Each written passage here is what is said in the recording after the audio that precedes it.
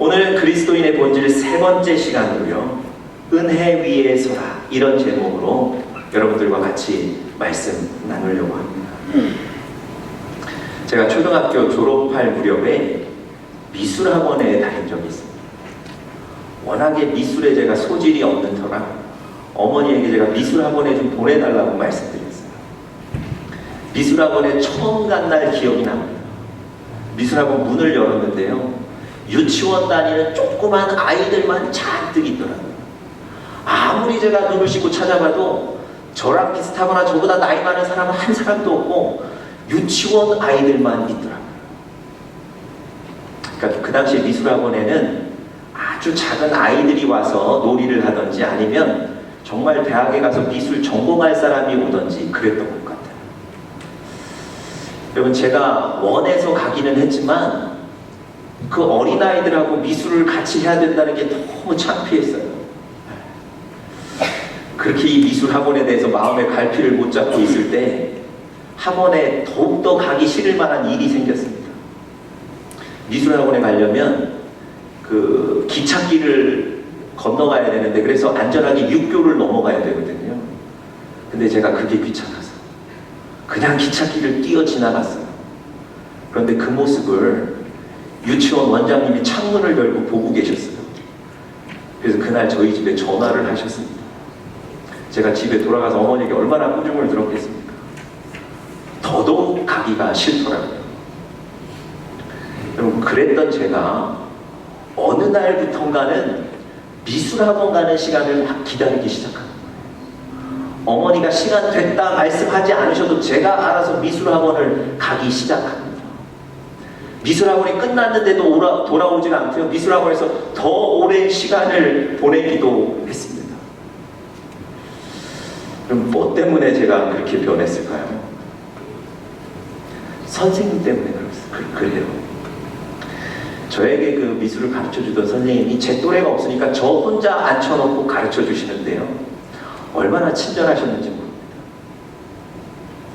제가 그림 보고 그림이 너무 좋다고 칭찬을 해주시는 거예요. 하루하루 그림이 나아지고 있다고 격려를 해주시는 거예요. 제가 봤을 때는 뭐 그림이 그저 그런데 선생님은 매일 칭찬해 주시는 거예요. 그 선생님이 그저 그냥 학원의 학생으로 대해주시는 게 아니라 진심으로 사랑과 격려를 주시는 거예요. 여러분, 제가 미술에 흥미가 생겼다거나 미술 실력이 월등히 좋아져서 미술 학원을 좋아했던 게 아니고요, 그 선생님의 사랑과 격려와 위로를 받으니까 정말 미술 학원 가는 게 좋아지더라고요. 여러분, 제가 지금 서두에 오늘 이런 얘기로 오늘 설교를 시작하는 이유는 여러분과 저희의 신앙생활도 마치 이와 같다는 겁니다. 우리가 하나님 안에 들어와서 하나님이 주시는 그 사랑, 하나님이 여러분과 저에게 주시는 위로, 격려, 은혜를 날마다 경험하고 체험한다면 하나님 앞에 나오는 것이 기쁜 일이 될 거예요. 하나님 앞에 나오시는 일이 기다려지실 겁니다. 제가 늘 말씀드리는 것처럼 주일 예배에 사모하는 마음으로 달려 나오시게 될 겁니다. 여러분, 어린아이가 엄마 젖을 못 보는 그 엄마 품을 잊지 못하고 떠나지를 못하는 것처럼 우리가 하나님이 주시는 은혜를 맛보아 안다면, 경험한다면 그 은혜를 잊지 못하고 떠나지 못하고 그 은혜를 계속해서 붙잡게 될 줄 믿습니다.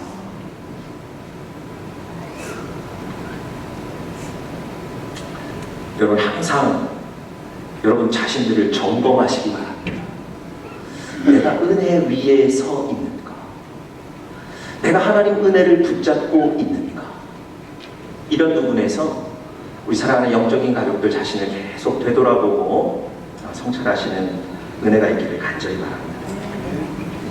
여러분, 그 베드로 사도가 쓴 베드로 전서라는 성경 여러분들 잘 아시죠? 이 베드로 전서는요, 그리스도인들이 로마의 네로 황제에게 핍박받고 박해당할 때 쓰여진 성경입니다.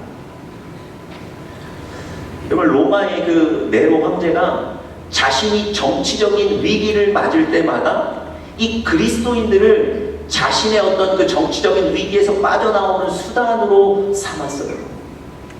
로마의 대화재가 발생했을 때 이 네로가 민심을 다 잃거든요. 그때 이 사람이 이 위기를 어떻게 극복합니까? 이 화재는 그리스도인들이 지은 것이다. 그리스도인들이 화재를 저지른 것이다. 이렇게 그리스도인들을 희생 제물 삼아서 정치적인 위기를 극복하는 거예요.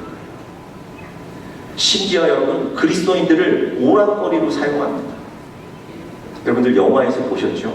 큰 원형 경기장에 그리스도인들 다 몰아넣고 거기에 사자를 푸는 거예요. 이게 아주 대표적인 예입니다. 여러분, 그 당시 그리스도인들에게 무슨 소망이 있고 무슨 희망이 있었겠습니까?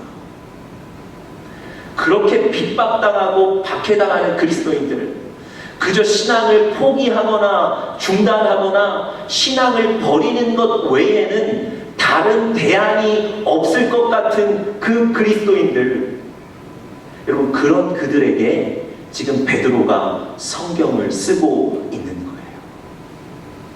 여러분, 과연 그런 핍박 속에 있는, 그래서 흔들리고 넘어지는 그리스도인들에게 이 베드로전서 하나님은 뭐라고 얘기하셨을까요?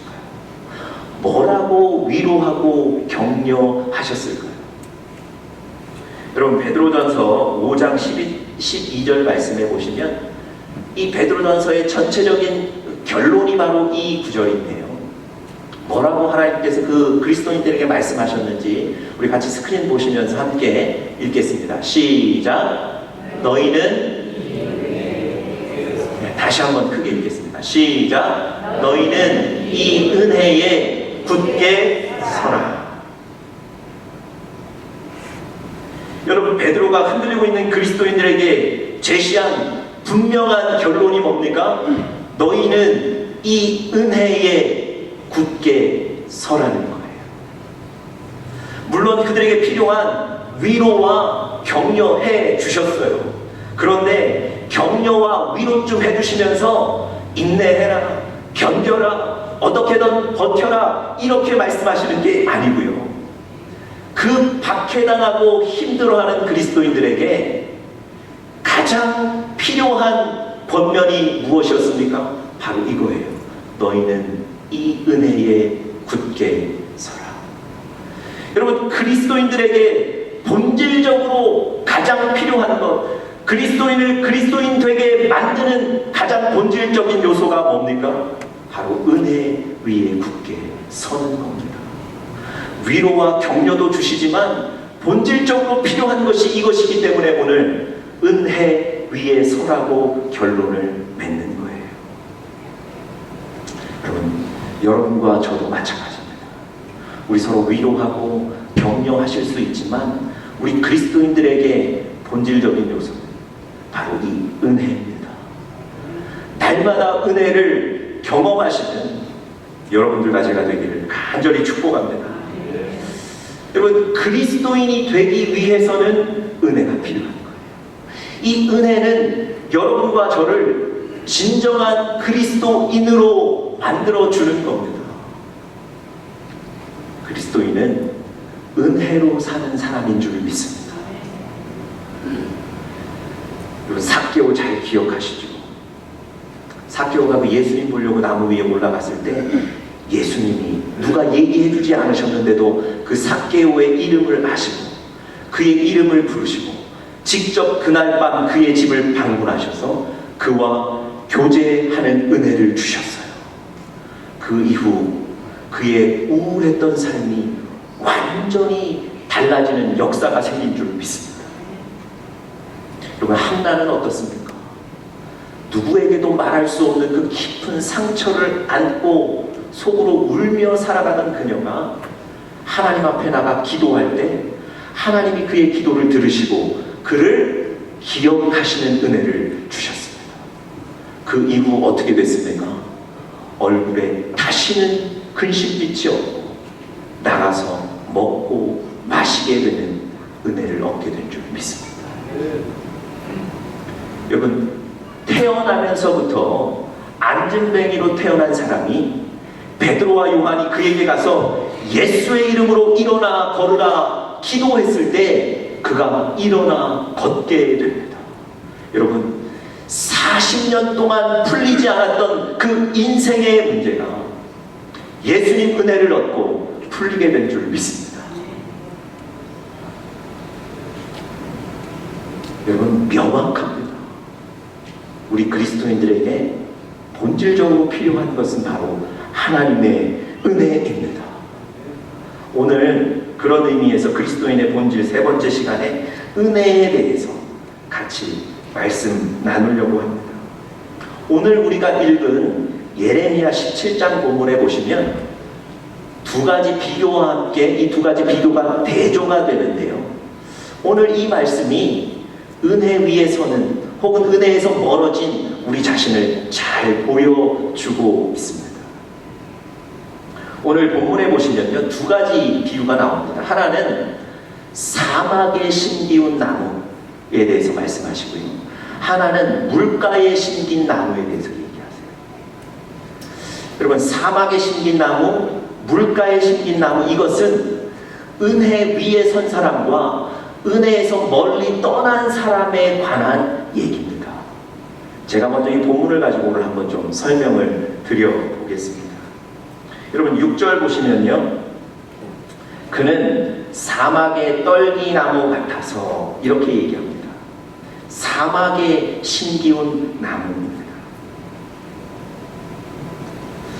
여러분, 사막에서 식물이 자라기는 어렵습니다. 나무가 서 있다 해도 아주 작거나 혹은 그 가지가 앙상한 나무입니다. 왜 그럴까요? 물을 공급받지 못하기 때문에 그래요. 물을 공급받기가 어렵기 때문에 그렇습니다. 여러분, 이 사막에 심기운 나무는 누구를 가리키는 걸까요? 5절에 보시면 정확하게 표현하고 있습니다. 5절 한번 보시겠어요? 나 여호와가 이같이 말하노라. 무릇 사람을 믿으며 혈육으로 그 권력을 삼고 마음이 여호와에게서 떠난 그 사람은 사막의 떨기나무 같다, 이렇게 얘기하는 거예요. 여러분, 사막에 심기운 나무는 그 마음이 여호와로부터 떠난 사람, 하나님으로부터 멀어진 사람, 하나님과 관계가 단절된 사람, 다시 말씀드리면 은혜를 얻지 못하는 사람, 은혜로부터 멀어진 사람에 대해서 얘기하시는 겁니다. 여러분, 이렇게 하나님에게서 떠난 사람, 은혜를 얻지 못하는 사람의 결과는 어떻습니까? 모습은 어떻습니까? 6절 보니까 이렇게 돼 있어요. 그는 사막의 떨기나무 같아서 무엇을 보지 못한다고요? 좋은 일에 오는 것을 보지 못하고. 여러분, 사막에 심기운 나무는요, 당장 물을 공급받지도 못할 뿐더러 앞으로 좋은 일이 오는 것, 앞으로 생기는 소망, 희망도 없다는 겁니다. 앞으로 생길 좋은 소망도 없다는 거예요. 여러분, 현대인의 성경 번역본을 보시면 이 부분을 정확하게 이렇게 기록하고 있습니다. 그는 가시덤불 같을 것이며 아무런 희망도 없다. 여러분, 이것이 바로 은혜를 떠난 사람의 모습입니다. 하나님의 은혜를 떠난 사람은 앞으로 좋은 일이 오는 것을 경험하지 못하게 될 거라는 거예요. 한마디로 소망이 없다는 거예요. 여러분, 그와는 대조적으로 또 한 가지 비유가 8절에 나오는데요. 8절 한번 보시죠. 그는 물가에 심기운 나무다, 이랬습니다. 물가에 심긴 나무. 여러분, 물가에 심긴 나무는 어떻습니까? 이건 말씀드리지 않아도 다 아시는 것처럼 물을 공급받게 돼 있어요. 더위가 오고 가뭄이 와도 두렵지 않습니다. 왜 그렇습니까? 물의 공급을 받으니까요. 심지어 그 뿌리가 강가를 향해 뻗쳐져 있다고 얘기합니다. 물을 계속 공급받을 수 있는 거예요. 더위에도 두려워하지 않는 거예요. 결실이 그치지 않는 겁니다. 왜 그렇다고요? 물을 공급받으니까요. 그 마더와이즈라는 책에 보시면 그 마더와이즈 책의 저자가 이런 얘기를 기록합니다. 운전을 하고 텍사스를 지나가는데 정말 나무 한 그루 없는 황량한 사막과 같은 곳을 운전해 갔답니다. 그런데 갑자기 어느 순간부터 키가 크고 굵은 나무가 보이기 시작하더랍니다. 이 사람이 이상하다고 여긴 거예요. 그리고 유심히 봤더니 그 주변에 물이 넉넉한 강이 있었다는 거예요. 여러분, 물가에 심기운 나무는 살게 돼 있습니다. 물가에 심긴 나무는 사는 거예요. 마찬가지입니다. 은혜의 물가에 심긴 여러분과 저는 살 수 있는 거예요. 이렇게 물가에 심긴 나무, 이 비유는 누구를 지칭하는 겁니까? 7절에 정확하게 이 비유의 대상이 나와 있습니다. 7절 보시죠. 그러나 무릇 여호와를 의지하며 여호와를 의뢰하는 그 사람은 복을 받을 것이라. 그는 물가에 심긴 나무와 같다. 이렇게 얘기하는 거예요. 물가에 심긴 나무는 누구라고요? 하나님을 의지해서 하나님께로부터 복을 얻는 자. 다시 말씀드리면 아까 사막에 심기운 나무는 하나님으로부터 마음이 멀어져서 은혜로부터 멀어진 자인데요. 물가에 심긴 나무는 하나님을 의지함으로 가까워서 계속해서 하나님 은혜를 얻는 사람입니다. 여러분, 이 사막에 심기운 나무와 물가에 심긴 나무 너무 큰 차이가 있지 않습니까? 여러분, 이 두 나무 중에 여러분 어떤 나무가 되기를 원하십니까? 아니, 어떤 나무가 되셔야 되겠습니까? 우리 사랑하는 영적인 가족들은 물가에 심긴 나무가 되시기를 간절히 축복합니다. 물가에 심긴 나무가 되셔서 날마다 하나님이 주시는 은혜를 공급받는, 그래서 살아나는 여러분과 제가 되기를 간절히 축복합니다. 그럼 이제 정말 궁금한 얘기를 하려고 해요. 그러면 목사님, 어떻게 은혜 위에 설 수 있습니까? 무엇이 은혜 위에 서는 겁니까? 어떻게 해야 물가에 심긴 나무가 될 수 있습니까? 오늘 이 본문을 통해서 우리가 세 가지로 좀 실제적으로 알아보면서 여러분과 저의 삶에 좀 구체적으로 도전이 될 수 있기를 간절히 바랍니다. 첫 번째로, 우리가 은혜 위에 서기 위해서 첫 번째, 우리는 하나님을 가까이 해야 합니다. 첫 번째, 하나님을 가까이 해야 합니다. 그럼 오늘 본문 제가 계속해서 설명드리지만 사막에 심긴 나무와 사막의 나무와 물가의 나무, 이 두 나무가 극명한 결과를 보이는 원인이 무엇입니까? 이들이 심긴 장소의 차이 때문에 그래요. 하나는 사막에 심겼기 때문에 물을 공급받지 못하는 거고요. 하나는 물가에 심기웠기 때문에 은혜를, 물을 계속 공급받는 거예요. 여러분, 여러분과 저도 마찬가지입니다. 우리가 하나님 앞에 심겨져야 될 줄 믿습니다. 하나님 가까이 뿌리를 내리셔야 될 줄 믿습니다. 하나님 가까이 계실 때 여러분과 제가 은혜 위에 서게 될 줄 믿습니다. 여러분, 하나님 가까이 있다는 게 얼마나 큰 일인 줄 아세요?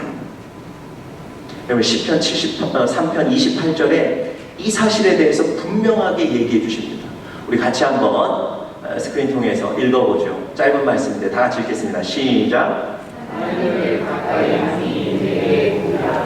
읽지만 마시고 그냥 외우십시오. 다 같이 한번 다시 읽겠습니다. 시작. 하나님을 가까이 함이 내게 복이라. 뭐가 복이라고요? 하나님을 가까이 함이 여러분과 저에게 복이라는 겁니다. 여러분, 하나님과 가까이 한다는 건 뭘까요? 지리적으로, 육신적으로, 어떤 거리적으로 가깝다는 걸 의미하는 게 아니고요. 하나님을 가까이 한다는 건 내가 어디에 있든지 어느 순간이든지 하나님을 기억하고 하나님을 의지하고 하나님과 동행하는 것. 그게 바로 하나님을 가까이 하는 겁니다. 여러분, 여러분의 직장에 나가셔서도 기도하고 일을 시작하십시오.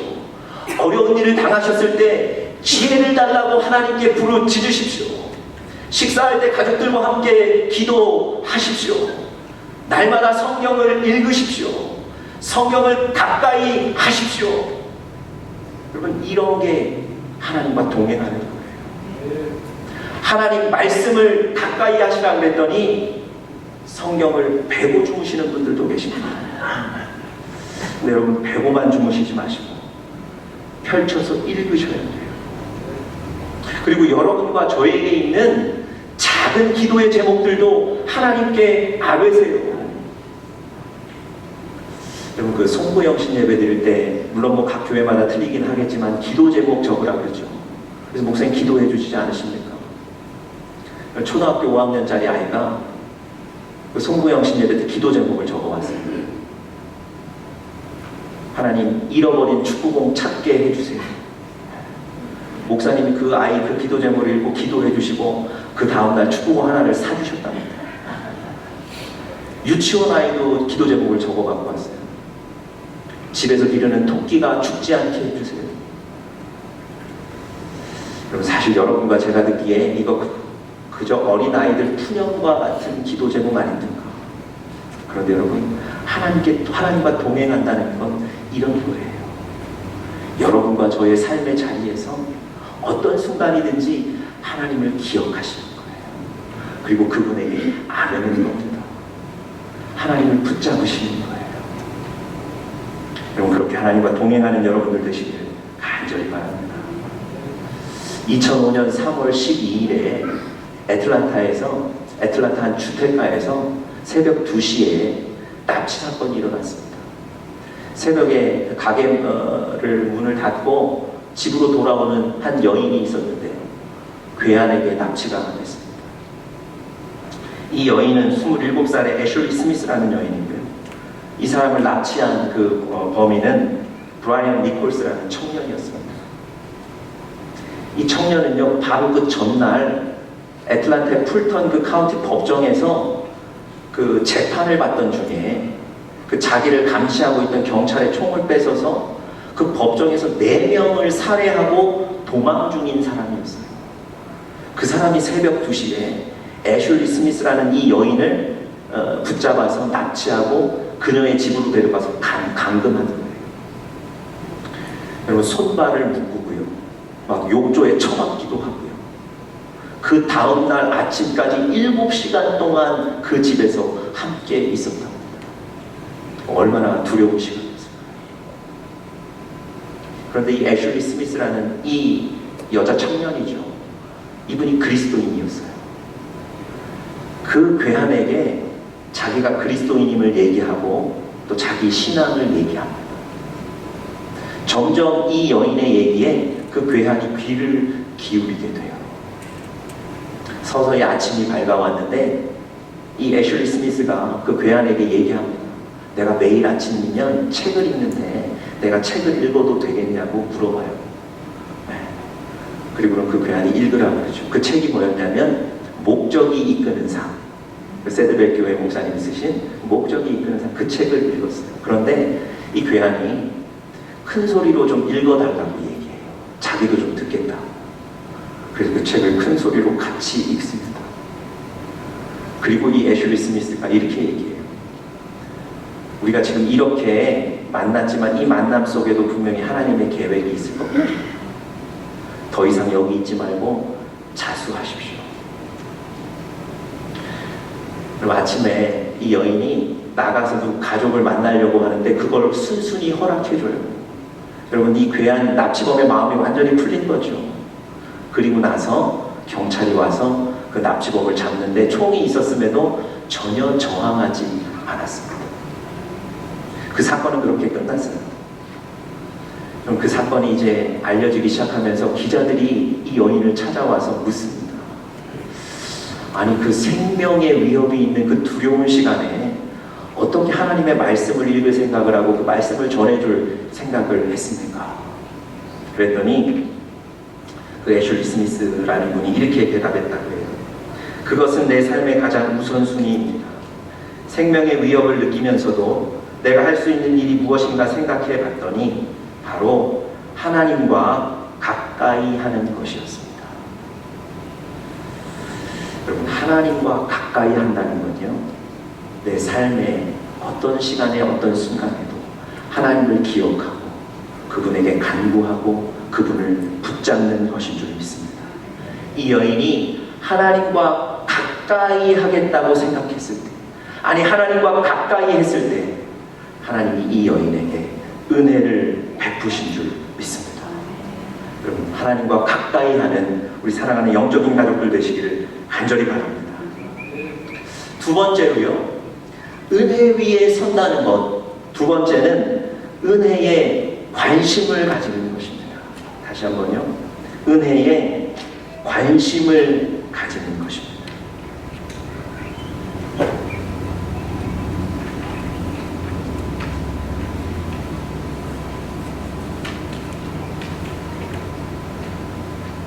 여러분, 은혜에 관심을 가진다는 것은요, 은혜가 있는 곳에 내 시간과 내 관심을 투자한다는 거예요. 은혜가 있는 곳에 나의 마음과 나의 몸을 가져간다는 겁니다. 또 중요한 어떤 결정의 근거로 내 눈에 보이는 것이 아니라 하나님의 은혜를 결정의 근거로 삼는다는 거예요. 제가 왜 이런 말씀을 드리냐면요, 8절에 보시면 이렇게 기록되어 있습니다. 그는 물가에 심기운 나무가 그 뿌리를 어디로 뻗쳤다고요? 강가로, 강변에 뻗쳤다, 이렇게 얘기합니다.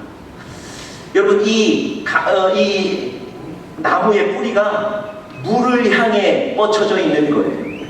그래서 물을 공급받는 겁니다.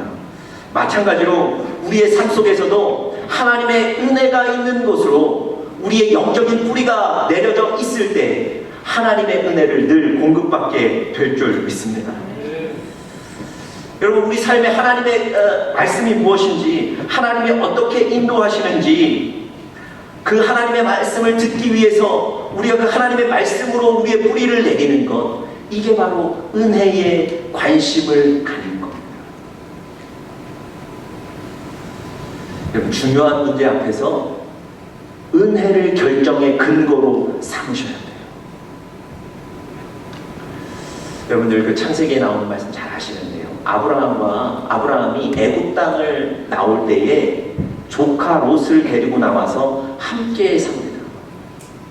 그런데 이 두 사람의 그 가축들이 아주 이렇게 많이 늘어나게 돼서 더 이상 한 곳에서 이 가축들을 기를 수가 없는 거예요. 그래서 이 아브라함이 그 조카 롯에게 무엇을 제안합니까? 이제는 우리가 갈라서라 다른 곳에서 살아야 될 텐데 네가 먼저 어디에 살 것인지 선택하라고 얘기해요. 우선권을 줍니다. 그리고는 자신은 반대편에 가서 살겠다는 거예요. 여러분, 그 얘기를 들은 조카 롯이 가장 먼저 한 일이 뭡니까?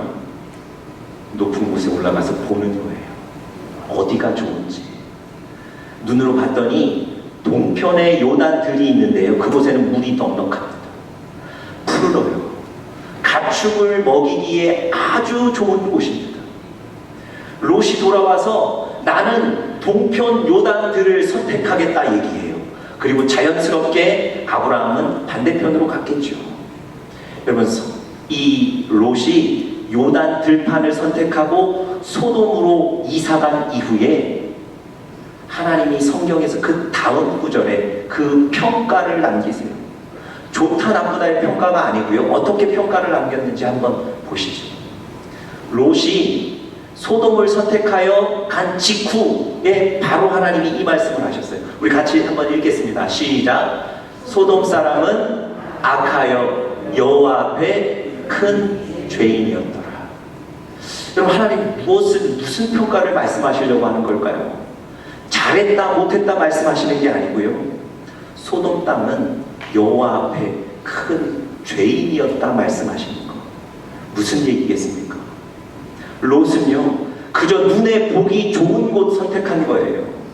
저곳에 가면 내가 살 수 있고 성공하겠다, 눈에 보이는 조건을 선택한 거예요. 그런데 그곳이 어떤 곳이었습니까? 하나님에게는 악한 곳, 하나님을 섬기지 않는 곳이었다는 거예요. 여러분, 롯은요, 전혀 은혜의 기준을 가지지 않았어요. 어디에 가면 은혜가 있는지, 어디에 가면 은혜롭게 신앙생활할 수 있는지 전혀 생각하지 않은 거예요. 여러분, 롯이 저 이후에 어떻게 됐습니까? 아무런 재산도 건지지 못하고 가족만 나오게 돼요.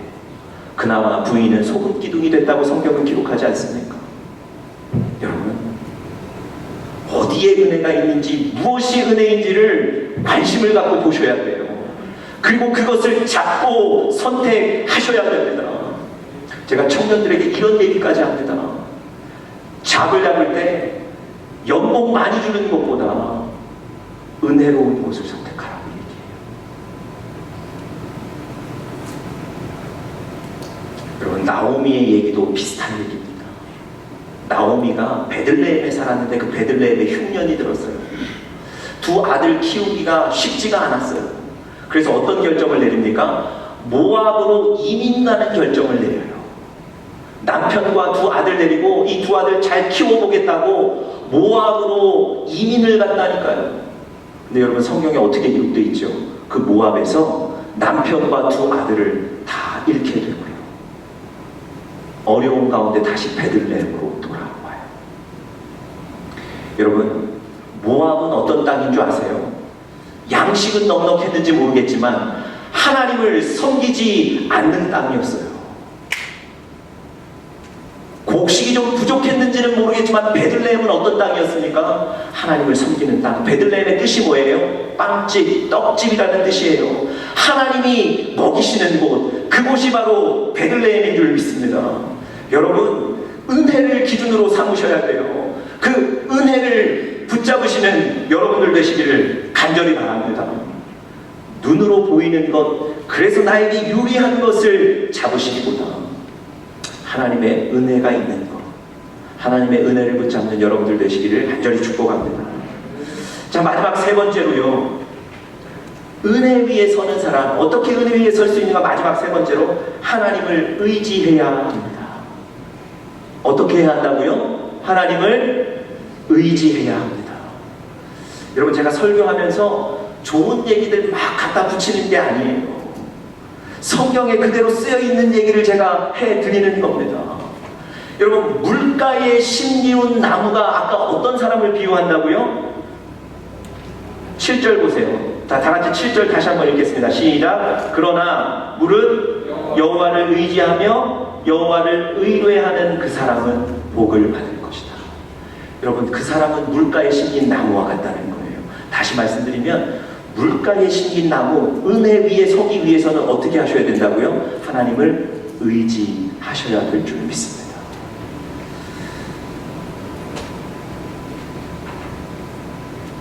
여러분, 제가 최근에 말씀을 읽다가 너무 은혜 받고, 그래서 여전히 새벽마다, 매일 새벽마다 그 말씀 갖고 기도하는 구절이 있습니다.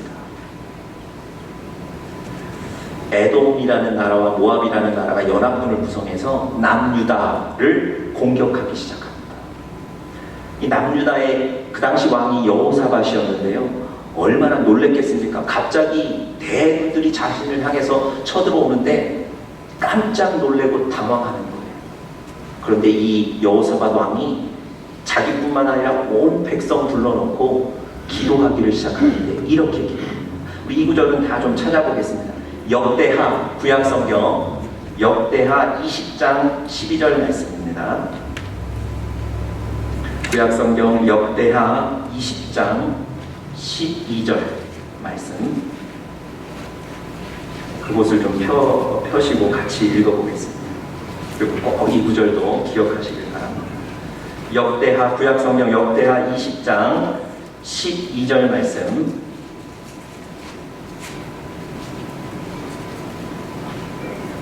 네, 우리 같이 한번 읽어보겠습니다. 시작.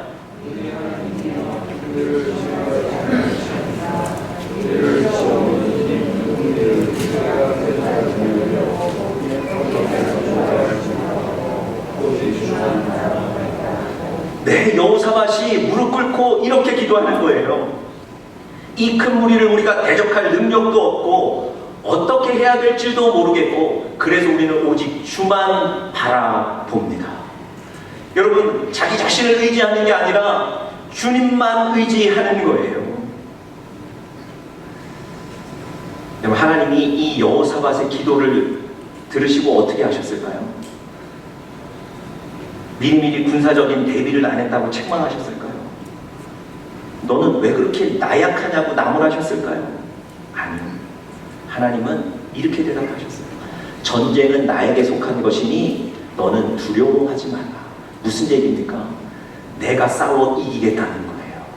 여호사밧에게 하나님만 바라보고 하나님만 의지하던 그 여호사밧에게 승리를 약속하신 겁니다. 여러분, 하나님은요, 하나님 의지하는 자를 나약하다고 얘기하지 않으시고요, 하나님 의지하는 자를 기뻐하세요. 그리고 그에게 은혜를 베푸시는 줄 믿습니다. 여러분, 여호사밧이 이 얘기 듣고 얼마나 기뻤겠습니까? 그런데 여전히 눈에 보이는 저 큰 대적들이 밀려오니까 그래도 두려운 마음이 있는 거예요. 하나님이 다시 한번 말씀하세요. 자, 역대하 20장 20절 다시 한번 또 읽겠습니다. 시작.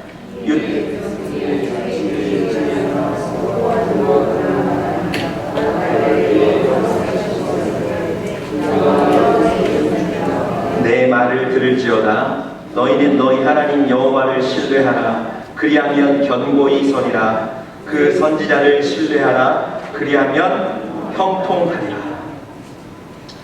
여러분, 하나님이 약속하셨지만 그래도 두려운 마음이 있는 이 여호사밧에게 하나님이 다시 한번 권면하시는데 무엇을 권면하세요? 여호와를 신뢰하라. 그리하면 견고히 서리라.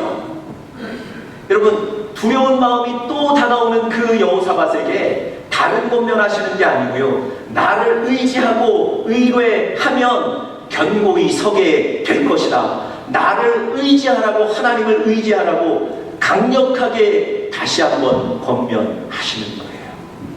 여러분, 이 여호사밧과 백성들이 오직 하나님만 바라보고 그분만 의지하는 그 강한 마음을 가지고 나갔을 때 20장 22절 어떤 일이 생깁니까? 22절도 같이 읽겠습니다. 시작. 그 노래와 찬송이 시작될 때에 여호와께서 복병을 두어 유다를 치러 온 암몬 자손과 모압과 세일산 사람을 치게 하심으로 저희가 패하였으니. 여러분, 하나님 의지하고 나아갔을 때 하나님이 숨겨두신 그 복병을 통해서 그 연합군들을 물리치게 하시는 줄 믿습니다. 여러분, 여러분과 저의 삶도 마찬가지입니다. 우리가 하나님 의지하며 나아갈 때 하나님이 숨겨주신 복병들을 통해서 여러분과 저의 삶에 승리하게 만드실 줄 믿습니다. 어떻게 이 은혜를 경험하게 되신다고요? 하나님을 의지하시면 되는 거예요. 하나님을 의지하시는 여러분들 되시기를 간절히 바랍니다. 스티븐 도나휴라는 사람이 쓴 사막을 건너는 6가지 방법이라는 책이 있는데요, 그 6가지 방법 중에 3번째 방법이 뭐냐면, 모래에 갇히면, 그 사막을 지나다가 모래에 갇히면 타이어에서 바람을 빼라, 이런 제목입니다. 여러분, 사막에 운전을 하고 지나가다가 그 모래, 그 함정에 빠질 수가 있다는 거예요. 그때 여러분, 어떻게 그 모래 그 함정을 빠져나오실 수가 있냐고요. 대부분의 사람들은 더 큰 가속을 주기 위해서 가속 페달을 밟는 거예요. 그런데 그러면 그럴수록 모래턱은 더 깊어진답니다. 그런데 그때 타이어에 바람을 빼시면 그 모래턱을 나올 수 있게 된답니다. 여러분, 잘 생각해 보세요. 여러분과 제가 우리의 힘과 우리의 능력과 우리의 생각과 우리의 어떤 의지를 가지고 계속해서 가속 페달만 밟으신다면 우리 삶의 그 모래턱은 계속해서 깊어지는 거예요. 그런데 바로 그때 타이어에 바람을 빼시듯이 여러분과 저의 힘을 빼셔야 돼요. 우리 몸의 힘을 빼시고 누구를 바라보시면 됩니까? 하나님을 바라보시면 돼요.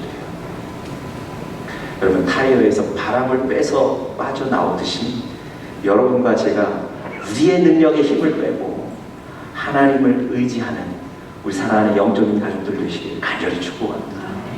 그래서 은혜 위에서, 그래서 승리하는 사랑하는 영적인 가족들 되기를 축복합니다. 다 같이 기도하겠습니다.